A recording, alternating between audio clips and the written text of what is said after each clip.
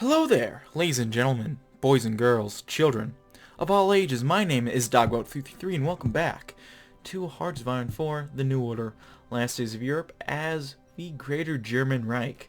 Now in the last video we finished up the Civil War and just the general chaos that was happening there, and we're taking a look at just figuring out the economy and trying to rebuild from here on out.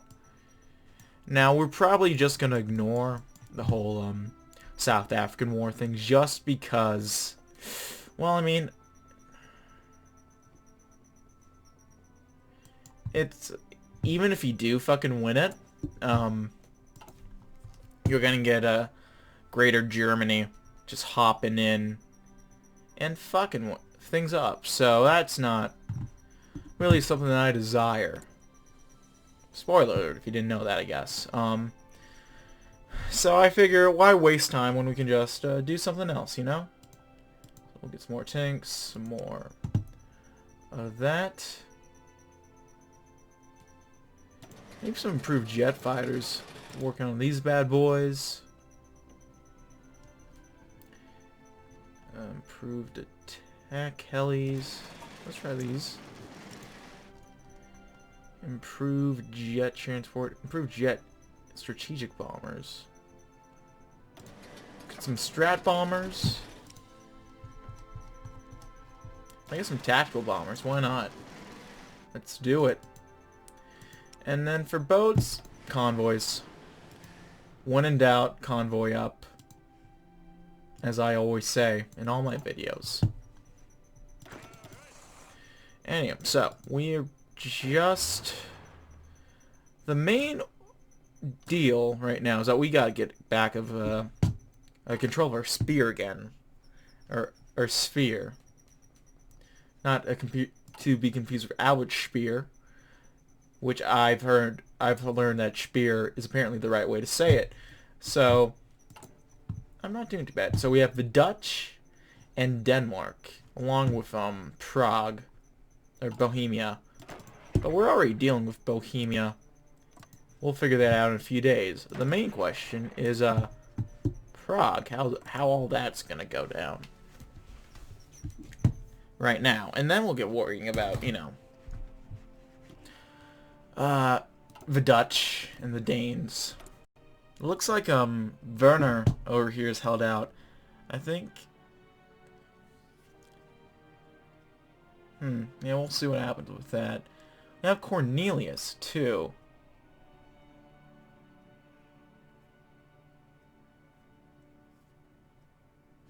Yeah. And then we'll have the Polish option to deal with, and that'll give us a whole new focus tree outright.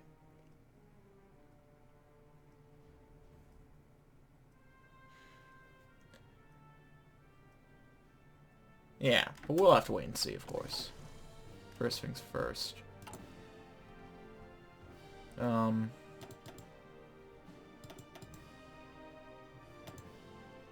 Let's launch the campaign to help out the reformist faction. Goes to hold a speech. I think we'll do that. Because our stability is not doing too hot.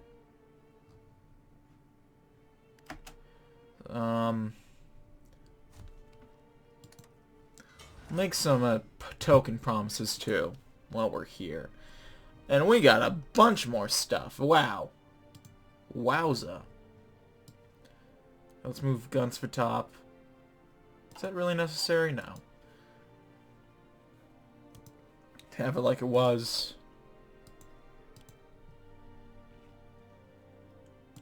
Support equipment. Yeah, it looks good to me. Decisions available. From steps of the Reichstag today, Speer has announced that he has finally secured his palace as the Führer of Germany. Armed soldiers from Stauffenberg's 6th Panzer Division and hundreds of armed militia fighters who had taken him to Germania surrounded the Reich's new leader, as he announced that he would be bringing Germany into a new era of prosperity and enlightenment, while hundreds of thousands filled with streets in celebration for their new leader and an end to the most bloody conflict Germany has ever become embroiled in. Some skirmishes still continue across the nation as the followers of Speer's enemies have refused to give up the fight despite their losses, refusing to accept Speer as their leader. Still, Speer's speech has reached acclaim, not only in Germany, as it has become the most televised broadcast in our nation in decades, but around the world as well. It is not enough to dream of a strong Germany. We must believe in a strong Germany. We must strive for a strong Germany. We will shine a light in the dark, and be a beacon for our children and their children, as they remember us as the ones who made a strong, brave new world for them to inherit. A new era has begun. Some actual stability. There we go. And the German Civil War, the most devastating and bloody conflict to ever consume Germany, has finally ended with Albert Speer emerging as the victor. Once thought to have had too little support from both the military and the wider population to pose any threat in the war, Speer today spoke before the Volkshall as Germany's new Führer to vow a new era for the Reich. Whilst Speer has promised to make true on the economic and political reforms his supporters now expect to come, few suspect the next few months to be easy for the new Führer. Even should Speer be able to win over the German people and begin to heal the crippled nation, much of Europe remains consumed by chaos that many view Speer unfit to resolve. Yet with the country in ruins, many are thankful to at least have the Reich's greatest architect now in charge of rebuilding the nation. So peace returns to Deutschland. Looks like we got some more troops. Oh, we'll send them for check, boys. Dear Reich Protector Lutzgraf Schwerin von Krosigk, the Reich has long considered the Protectorate Böhmen und Mähren to be one of the most successful Germanization projects. As you know, the purpose of the Protectorate is to pacify the local population and through the various means available to them, make it so that they are either phased out for ethnic Germans or educated to the point that we can call them proper Aryans. It has mainly been the second, and has been a great success at that. The Protectorate, then, has succeeded in its objective. I would now consider it to be a viable territory, to be directly annexed into the glorious Reich. I am hopeful that you will understand my reasoning for this, Herr Lutz, and that you will comply with my request, for which I am certain will not come as a major difficulty for you. Your support has been valuable, and now the next step must be taken. Heim Reich, Herr Lutz. Führer Speer. I guess we'll have to see how they react. Let's do an offensive line in... Wait, what? No. That was a front line. I want an offensive line. I'll restart that in case it did something weird. Offensive line. There we go. Just go straight into Prague. And you guys... I guess there?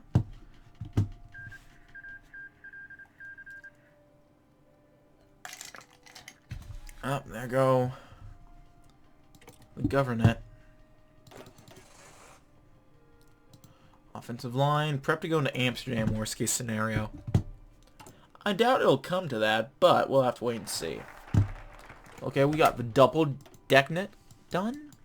Next, we shall go into the halls of Germania. Our new Führer is, of course, everything the German people wish a Führer to be. Strong, iron-willed, a true-hearted ideologue, and unquestionably loyal to National Socialist ideals. Reigning from the high halls of a Reich Chancellery, Albert Speer follows in the footsteps of the mighty Hitler. Never shall he betray what the Reich stands for, or see it fall to ruin. Yet even the mightiest of leaders need associates, friends, and loyal servants. Long before his triumph of the false Führers, Speer drew forth a clique of like-minded men, reformers who wished to see his vision for the Reich fulfilled. And yet the precise location of their own loyalties are entirely up for debate. Kurt Georg Kissinger, Helmut Schmidt, Ludwig Erhard, Henning von Treschow, the Gang of Four. These men are dissenters. They would be tried as traitors by anyone else.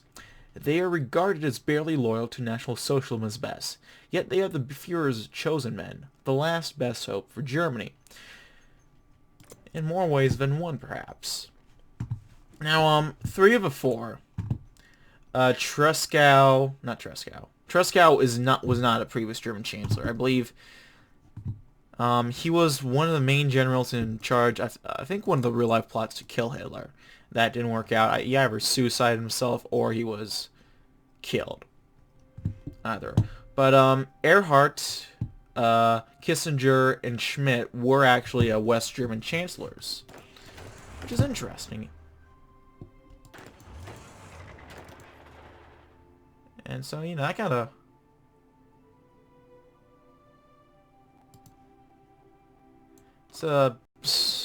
Ooh, okay.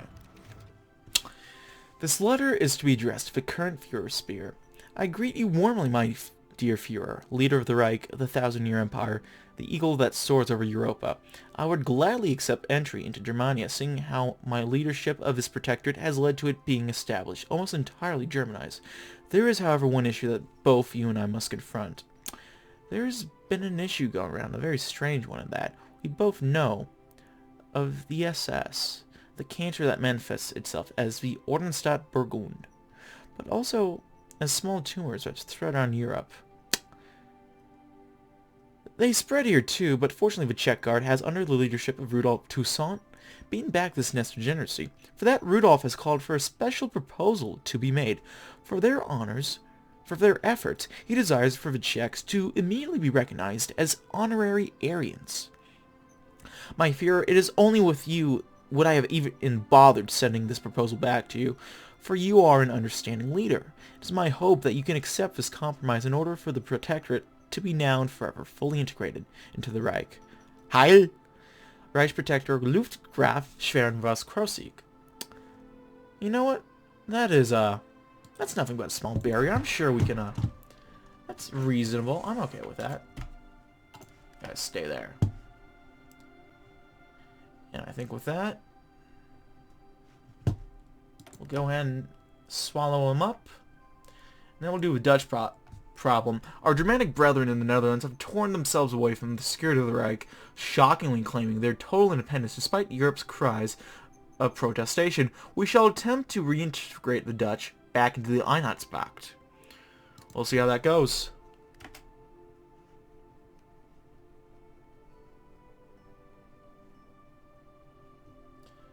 Okay, I gotta look at regime stability. So below 30% government collapse. Our outlook isn't regressing as much anymore either. There is much reason for Germany to rejoice when the Civil War over and the Reich, in the heart of the Reich, secured under the banner of a new leader, Albert Speer.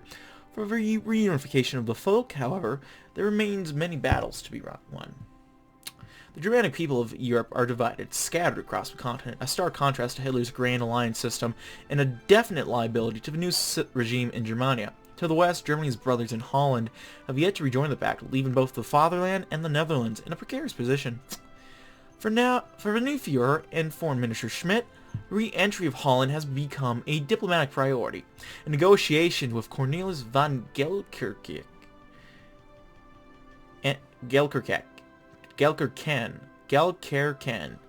and the rest of the Hague are being planned. Within Speer's cabinet, there is much uncertainty about the upcoming meeting, but on the outside, Germany's head of state is all smiles and waves for the people. He reaffirms his confidence to the public before he and his plane depart from Germania, ensuring the Volkisch Beterbach a quote for headlines. The Dutch know where their blood belongs. Guten Reise, gute Reise, mein Führer. Wunderbar. And we'll wait until the Dutch situation is fully figured out before we decide if we need to go in.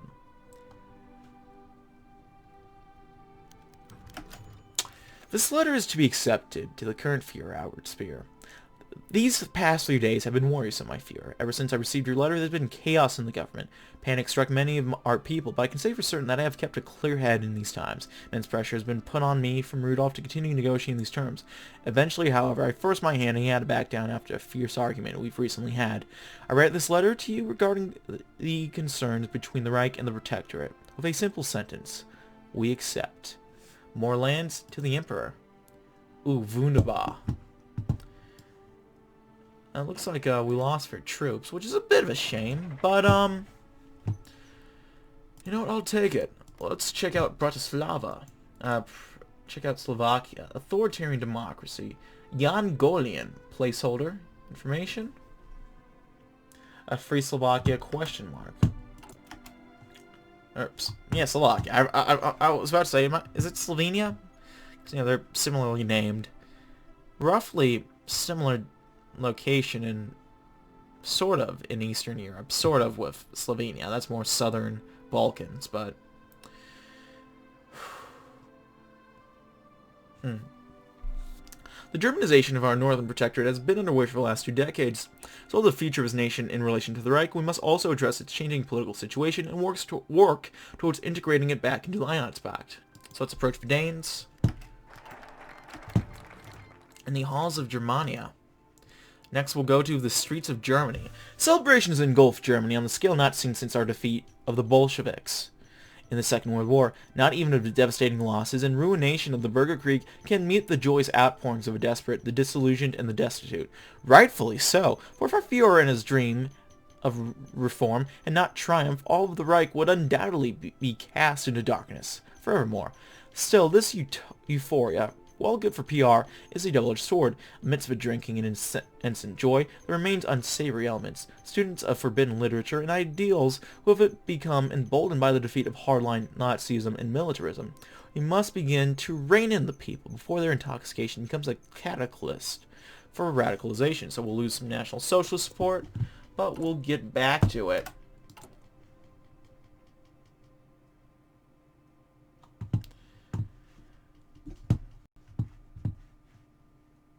Ooh. Speer had always found it a little annoying, if he was to be openly honest about, that the small nation of not much significance stood tall above the Reich. Retaining its full independence and colors on any map printed out, not only could they easily be swayed to join the pact, but he could make a strong case on why they would benefit such a thing. Being close Aryan brothers and having no real land disagreements. The idea was twofold. First, Speer would offer the Danes government a small helping hand upon entering the pact, so that they could ease themselves in and be comfortable amidst the rest of the Reich's allies. Second, he would hold a speech that would be televised to viewers at home and abroad, where he would testify to the strength of the Reich and the solidarity situation the Danish found themselves, which, if they accepted the help of the Aryan brothers below, is something that would easily be rectified. Now all that remained was to begin planning, and they shall return home. We have the SS... Oh.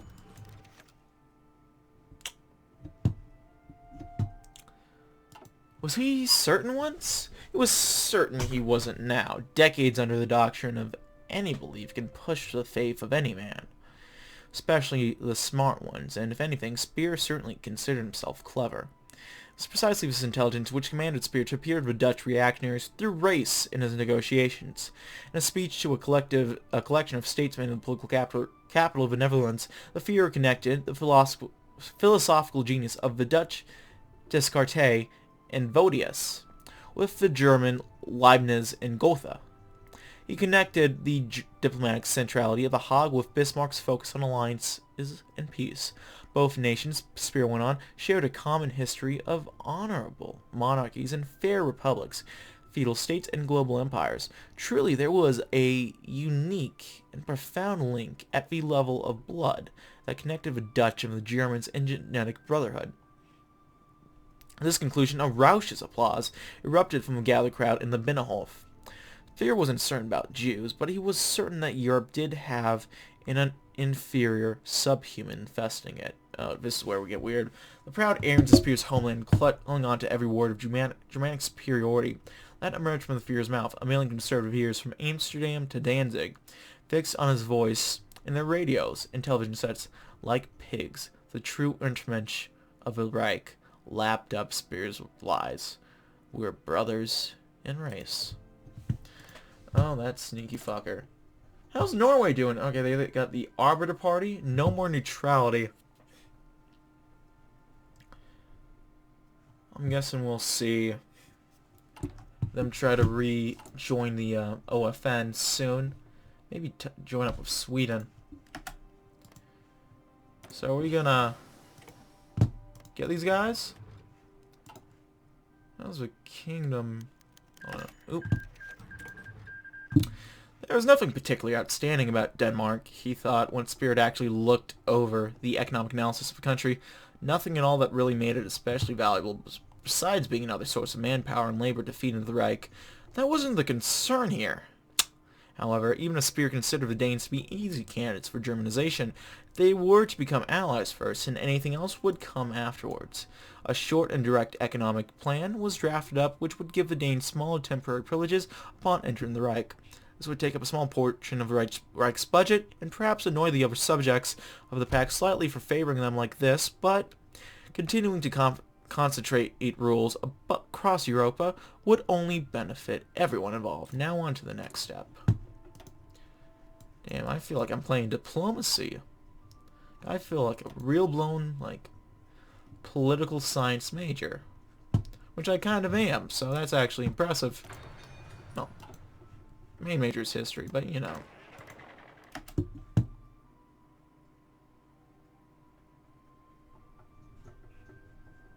Looks like they still want North Schleswig.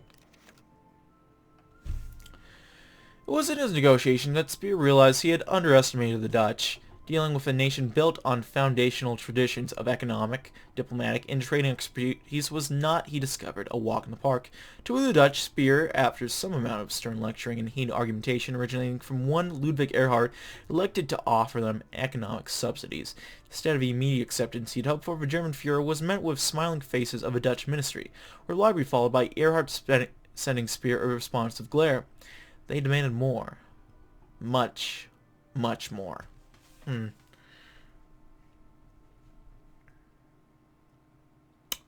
Speer was faced with a decision. He could cave and hand the Dutch their favorite subsidies, which would curry favor in the Hague and guarantee them joining the Pact, but harm both Germany's treasury and the Führer's legitimacy. On the other hand, Speer could refuse trying to call the Hague's bluff while maintaining his image and his resources, but reducing the potential sympathies of the Netherlands for the Pact and certainly alienating Germany from Holland's favor. Call their bluff. Make it clear what we're going to give them. I mean, we have troops right on their border. Whew. Speer couldn't understand how some men could hold speeches that lasted for so long about such trivial things.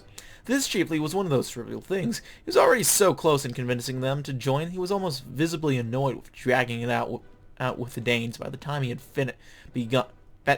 had to begin to address the people listening. It was a short interlude whereupon a presenter introduced the many titles of Führer, citing roaring applause from the audience that was present, before the man nodded towards Speer as he let them take a stand. "'Tis the people of Denmark. Listen to what I have to say next. I want to call upon you a simple fact, a statement that cannot be ignored, an issue that cannot be resolved, a bothersome idea that trails behind your every footstep." Speer took a breath. "You are alone. In this reshaping of the New World Order, you are alone. All of your troubles, your loneliness, your vulnerabilities, this will lead you only as prey for greater powers willing to ruin you, bring you down into the sinking depths of history. But we are your Germanic brothers. We are your neighbors, the ones from across the river that shall bid you a warm greeting. We, the men of the Reich, are here for you. Like a man fumbling in the raging river, drowning, and calling for help, we will come and lend you a hand. And with a mighty Germanic grip, we will pull you out to the safety of the world, and we will call you a friend of ours. Come, Denmark, for the 1,000-year Reich shall soar high with the rest of Europe on its wings." I see how they hold speeches about trivial things now. Let's see if it works. First off. Ooh. Stern gazes and tight handshakes in the Hague today as the Führer and the Netherlands have finally come to a compromise surrounding the matter of subsidies. Formalities abound, with Cornelius van Geerkerken, and Speer engaged in all the manners of a true Germanic statesman. An image of the two is cover to cover on the front page of the Volkisch Beobachter. The the leaders smiling, their arms around each other. It will make for a good headline, an exciting symbol for the renewed unity of a nation. These are just the necessary appearances, however. Neither the Dutch nor the Germans are entirely pleased with the outcome. In any event, with an imperfect agreement reached, the negotiations are about ready to conclude. Politics is not exactly an exact science. Next we have Der Nürnberger Rede, which I guess is the Nuremberg speech. With Germany finally calming down a bit, people are beginning to take stock of our situation and they see little to like, despite the obvious fact that Speer cannot simply click his fingers and fix all of Germany's problems. The more ungrateful elements of the populace are already accusing him of failing to live up to his promises. It's only been 21 days, calm down. Never mind that the fact that the entire Reich is a smoking ruin, they already clamor for protest actions and disobedience to the Fuhrer. Perhaps much of his unrest can be traced back to Speer's relative silence following the victory. He's not even issued a formal victory speech yet, which particularly worries the reformists in the Wehrmacht. Wishing to rectify the situation, the Fuhrer has accepted the recommendation of his subordinates. He will shortly announce a formal victory parade to be held in Nuremberg. He will take the opportunity to speak on the matters of his reforms, his plans for the future, and his gratitude to the people for delivering him victory in the Bürgerkrieg. There we go. Got things working out. Let's work with Slovakia next. I'm just going to cross my fingers and hope it works out for them. Having annexed the territory of Böhmen and Mähren, the Reich turned smile of glaze to the territory of Slovakia. Surrounded with no friendly nations to back them up and being simple to return back it being simple to return back in the fold, we will issue them a concise ultimatum. They are able to either join, or we will smash open their pitiful army and march straight into Bratislava. Easy enough for me. The issue of Slovakia. Let's get to it. Ooh, it looks like to the south of Germany, bordering their territories in Schlesien and Mähren, lie the Carpathian Mountains. This great wall of rock caged the newly unified Hungary in the 9th century. Before that had been the barrier that even the great Romans could not reach before being halted in their eastern expansion. It is a bulwark and a blight on our influence in the Balkans and beyond. There is a solution here, albeit a simple one. Winning over Slovakia would bypass the Carpathians, give the Reich a wider border with Hungary. Additionally, the reintegration of Slovakia into the pact would regain Germany an old ally, increasing our legitimacy in the eyes of both the public and abroad. Considering this, the Fuhrer has sent an ultimatum to Bratislava. Rejoin the pact or face invasion. Seems obvious enough for me. When I did my test game, they chose not to integrate. Which I get not wanting to submit to Nazis, but this is you're gonna have to go with this if you're smart. Oh, if you want to live, I'll put it like that. Ooh, there we go. Ooh, Scheiße. Das ist nicht gut.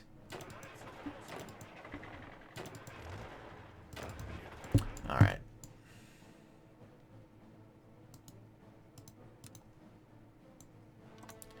Offensive line. Oh, dear God. After a long and not in the slightest easy process, Holland has re-entered the pact. Ceremonies are being held in Germany, at The Hague, Amsterdam, and elsewhere across the two nations. The papers are decorated with messages of Aryan brotherhood, while the streets are adorned with the twin banners of the Prince of Lag and the swastika flailing together in the wind.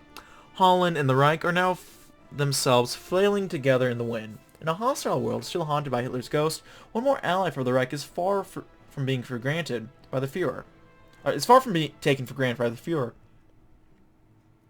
This new development has not saved him from the punishment of returning home, however. Erhard has developed quite a list of criticisms for the Fuhrer's handling of a subsidy situation, with the plane from The Hague to Germania proving just enough time to go through them. Unlike his economic counterparts, Schmidt has little to say on the matter, for now. Speer is scarcely paying attention to either. As the plane lifts off Dutch soil, the Fuhrer stares out the cityscape as it fades into the countryside. The old man sighs. One more nation, he thinks. Heims and Reich.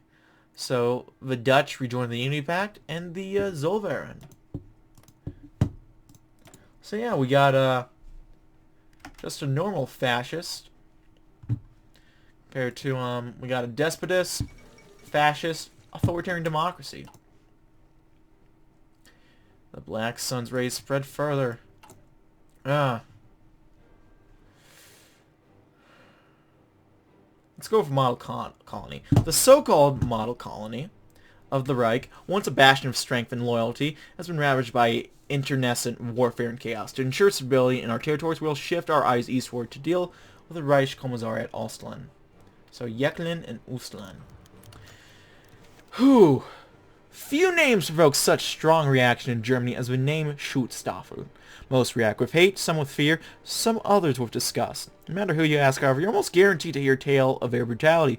One of the most widely reviled organizations in German history, the hope was, with their defeat in the Bürgerkrieg, they would be permanently banished to Burgundy to rot. Unfortunately, this is not the case. Elements of the Ostland SS, led by Friedrich Jechlin, have managed to seize control over Ostland, and are ruling with a fist of iron. Their maniacal ideology must be put down with extreme prejudice, effective immediately. On the political front, this development has aided the reformist wing of the party immeasurably, seeing as they've made the numerous successful comparisons between the conservative wing of the party and the SS. In any case, the intervention must happen, and must happen soon, or there may be no Ostland to return to. How does this keep happening? All I know is that it helps the reformists, which is good for us. I just feed these guys. So you have your orders, march through, men. So we're launching the campaign. We're fairly reformist. The outlook is still regressing, but we're working on it. How's our stability? Very low.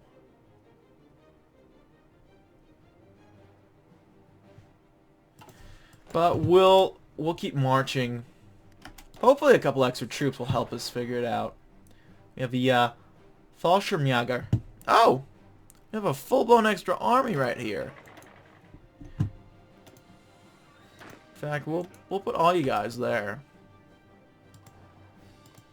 Oh yeah, this is gonna be an easy clap. No divisions in basic training. Actually, let's hold off on doing that because there's going to be something that'll pop up later on. Okay, what do we want to do? That's the question. We aren't at war, right? This is occupation. Promises for future. Mistakes of the past. 8 for the present. That looks like a good one. No amount of idealism can address the dire situation most of Germany's citizens find themselves in. The Reich is a complete wreck. Not even our core territories were safe from this era of strategic bombing and long-range missiles. The Bürgerkrieg is over, but our people are still dying from disease and starvation. This tragedy cannot continue on German soil. Our Führer, filled with compassion for the deprived and misfortunate, has decreed by Führer directive the immediate establishment of a general aid program to end the suffering of the people. Food, medicine, water, and electricity are all in short supply. In many regions, the Wehrmacht will assist with the distribution of supplies by truck, railway, and airplane, while the proper pioneer divisions will make short work of demolition and construction work. Every German, big and small, will come together to rebuild our beloved home. That works for me. So Riga, head into there. Leibau, take that. How much is this really going to take? My people, sons and daughters of Germany, the trials we have faced over the past 3 decades have been greater than anything faced by any other nation in history. Never before has an empire defeated so many foes and risen to such heights, only to be laid low again in such a short period of time. Since the passing of our beloved Führer, our suffering has only increased with each passing day. 30 years ago, none could have possibly have imagined that such privation and misery would befall the German people. Yet, here we stand, knee-deep in the blood of our own kin. How could this have happened? How could it have come to this? How could we, with the most noble and brotherly of nations, tear ourselves apart so suddenly and violently? The answer is plain for the rest of the world to see. but we ourselves have been blinded by petty rivalries and the stagnation of our glory. Germany, we failed. We failed to see the writing on the walls. We failed to see the writing on the walls. To accept that the old ways served us no longer. We failed to remember that National Socialism is a movement of the people, not a rigid dogmatic tool of bureaucrats, militarists, and pure fanatics. Germany, the people of Germany, we cannot, will not, return to the same path that has led us to the brink of destruction once before. The time has come for change. Change we can believe in. National Socialism and its representatives must serve the people first, and I swear that it shall. No more will you be asked to die for reasons you do not understand. No more will you be deprived of your bread by a faceless, stone-hearted bureaucrat. No more will the black stain of fanaticism be welcomed in our great nation. The people's war is ended. Now begins the people's Reich. Sieg Heil! Germany is not yet lost. So that gives us some more stability, some more fascism, and some more off-them support. And with that, it's a good time to end it, I think, folks. Thank you for watching. As always, if you like this video, go ahead and leave a like. If not, feel free to dislike. If you want to see more of his content, feature, go ahead and hit the subscribe button for more uploads every weekday, as well as every Saturday. If you have any comments, feedback, concerns, we'll take a look at this later when all the stuff pops up. If you have any comments, feedback, concerns, go ahead and check it out in the comments section below. Fuck, what was I talking about? If you have any comments, feedback, leave in the comment section below. Real comments get. I appreciate feedback you might have for me. If you want to send feedback my way, I have a Patreon. If you want to chat and play games, I have a Discord. If you just want to have a grand old time in general, watch me do stuff live, chat, have fun, I have a Twitch. You can check that out. So yeah, that's about it for now, folks. Thank you as always for watching. My name has been DB333, and I'll see you next time. Goodbye.